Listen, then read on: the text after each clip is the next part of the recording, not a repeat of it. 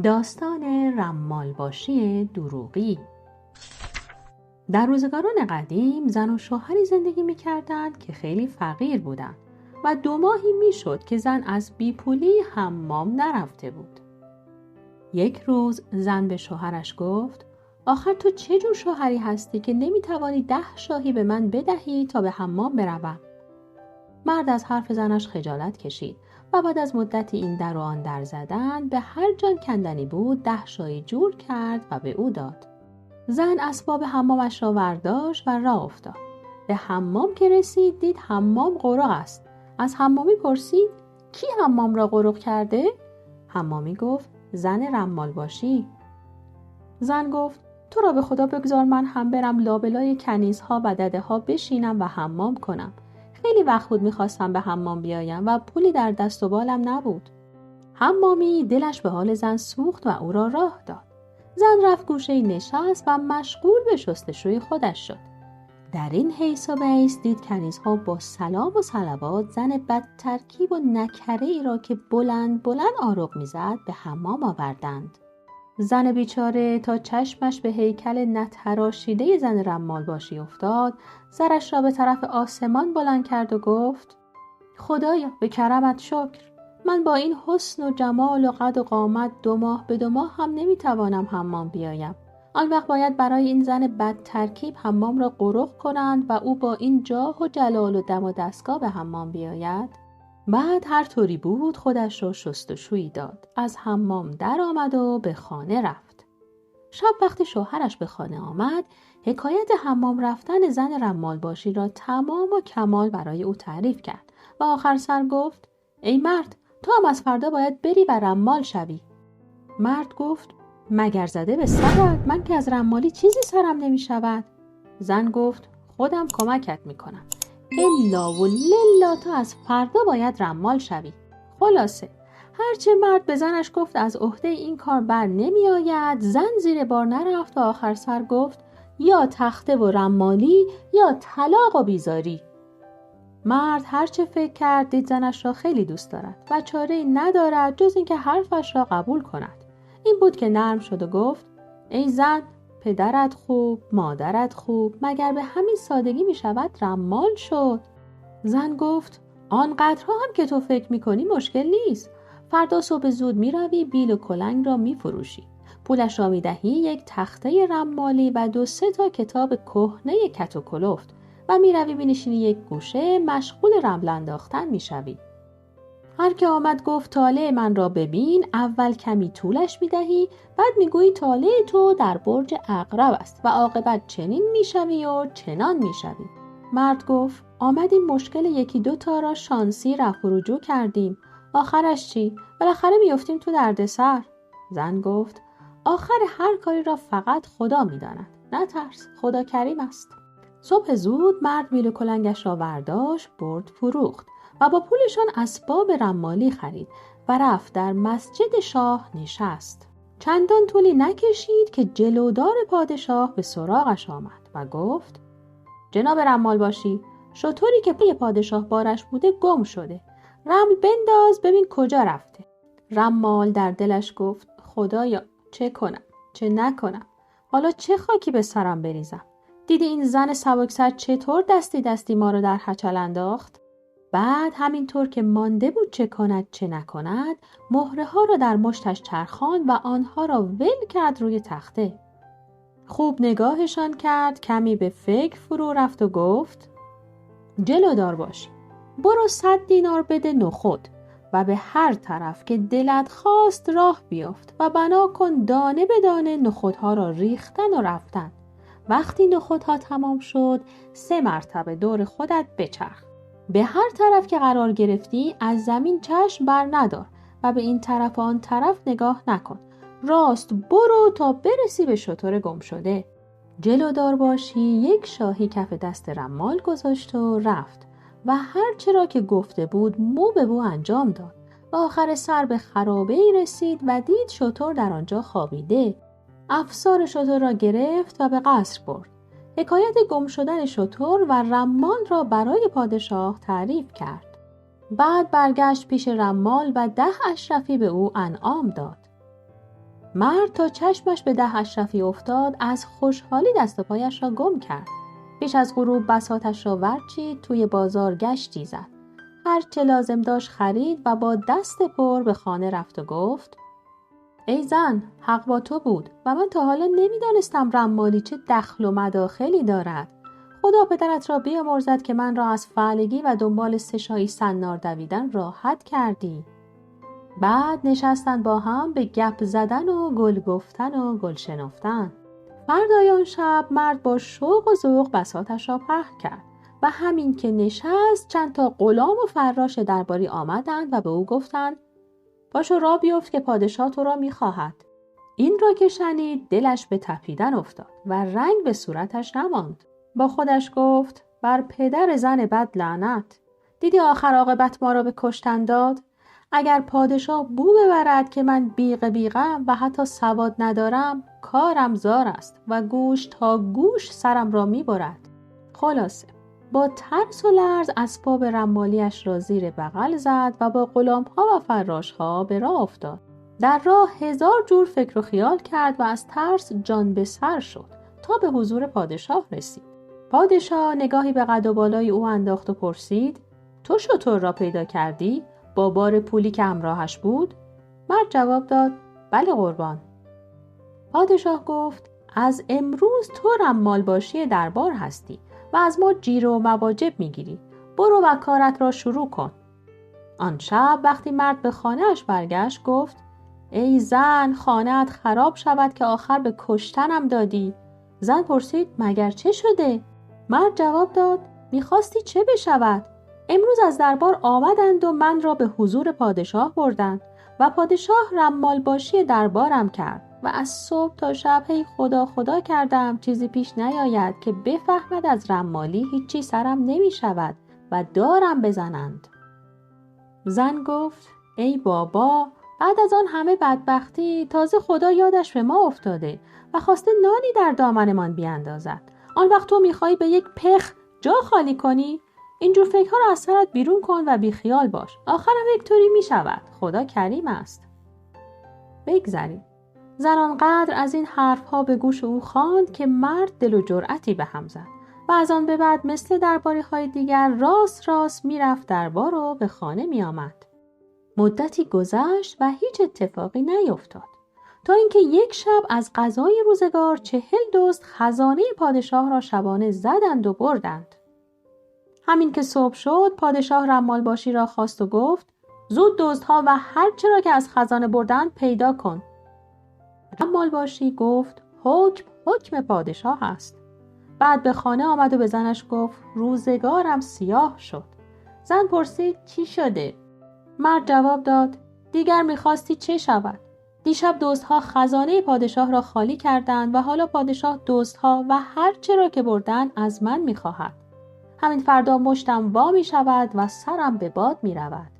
زن گفت: فعلا برو از پادشاه 40 روز مهلت بگیر تا ببینیم چه می شود.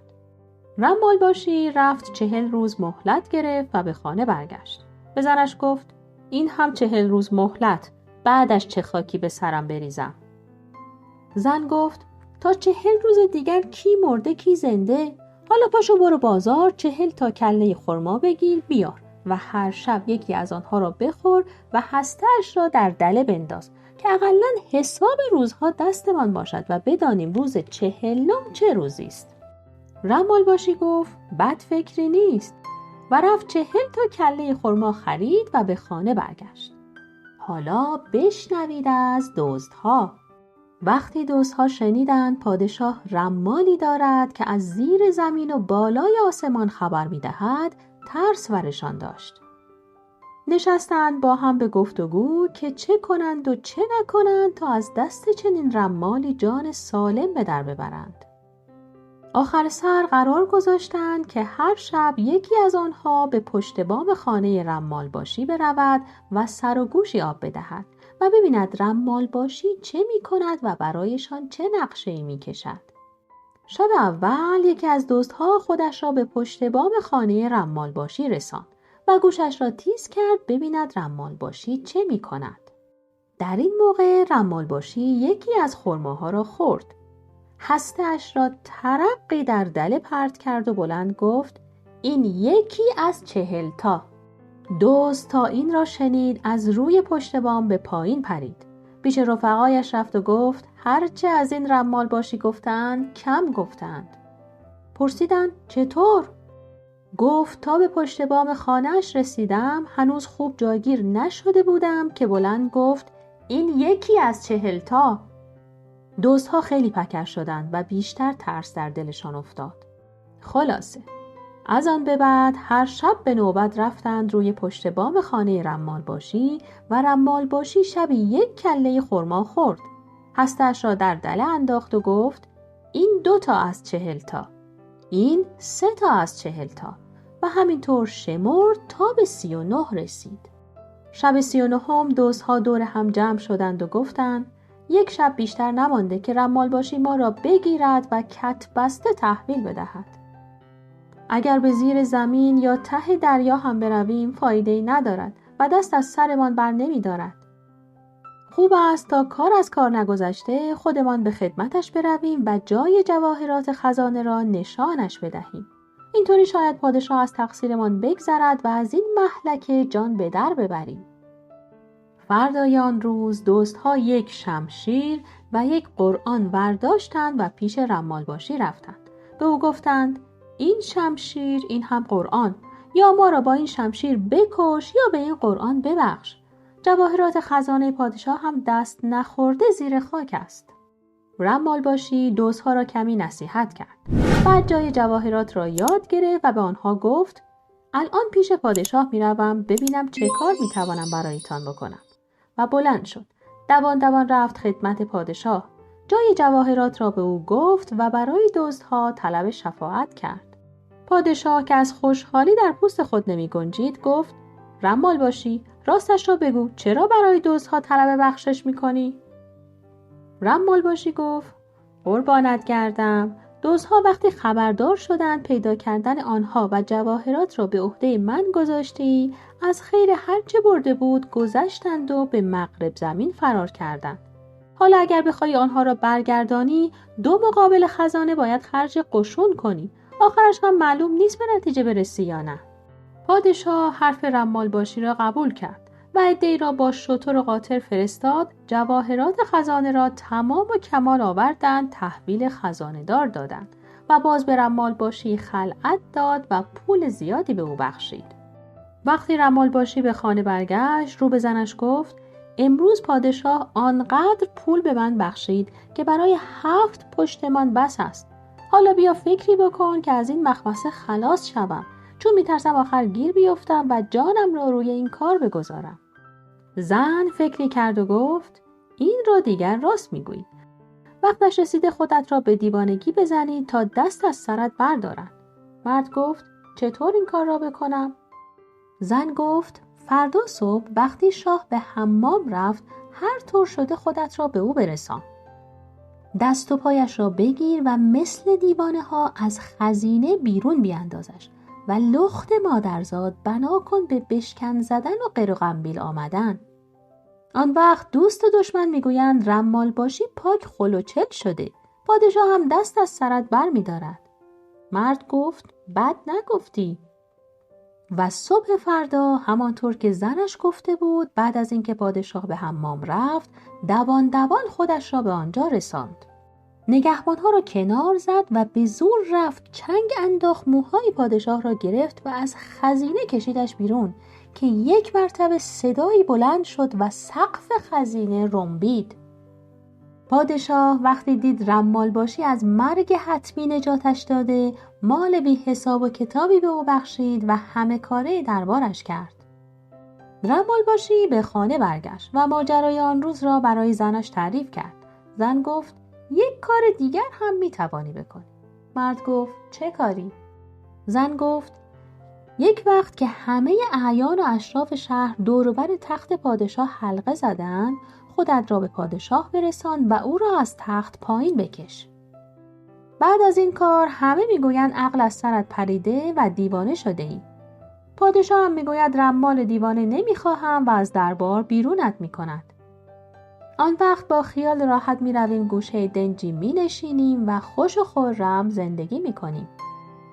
رمالباشی حرف زنش را قبول کرد و منتظر فرصت ماند. تا یک روز همه اعیان و اشراف شهر به حضور پادشاه رفتند و دست به سینه جلوی تختش صف بستند. رمالباشی دید فرصت از این بهتر دست نمی دهد. از میان جمعیت روی تخت پرید و پادشاه را از آن بالا به پایین انداخت. در همین موقع عقربی به اندازه یک گنجشک از زیر دوشکی که پادشاه رویش نشسته بود بیرون آمد.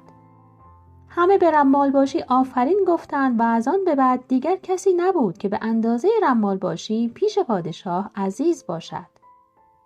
رمالباشی مطلب را با زنش در میان گذاشت و آخر سر گفت امروز هم که اینجور شد. حالا بیشتر از عاقبت کارم میترسم. زن شوهرش را دلداری داد و گفت حالا که خدا میخواهد روز به روز کار و بارت بالا بگیرد و اجر و قربت پیش پادشاه بیشتر شود چرا ما نخواهیم؟ رمالباشی گفت درست میگویی، باید راضی باشیم به رضای خدا. از آن به بعد رمالباشی صبح به صبح به دربار میرفت و شب به شب به خانه برمیگشت و با زنش به خوبی و خوشی زندگی میکرد. تا اینکه روزی از روزها که همراه پادشاه به شکار رفته بود، پادشاه ملخی را در مشتش گرفت و به او گفت بگو ببینم در مشت من چیست؟ رمالباشی به طرف آسمان نگاه کرد و در دل گفت خدایا، خودت میدانی که من میخواستم از این کار دست بکشم و تو نگذاشتی. حالا هم راضیم به رضای تو. بعد آهسته گفت یک بار جستی ملخک، دو بار جستی ملخک، آخر کف دستی ملخک. پادشاه گفت رمالباشی داری با خودت چه میگویی؟ بلندتر بگو. رمالباشی با ترس و لرز بلندتر گفت عرض کردم یک بار جستی ملخک، دو بار جستی ملخک، آخر کف دستی ملخک. پادشاه گفت آفرین بر تو و دستش را وا کرد و ملخ به هوا پرید. اگر از این داستان لذت بردید ویدیو رو لایک کنید و با دوستانتون به اشتراک بذارید. کانال رو که سابسکرایب کردید در کامنت ها برامون بنویسید من سابسکرایب کردم. روشن کردن زنگوله یادتون نره.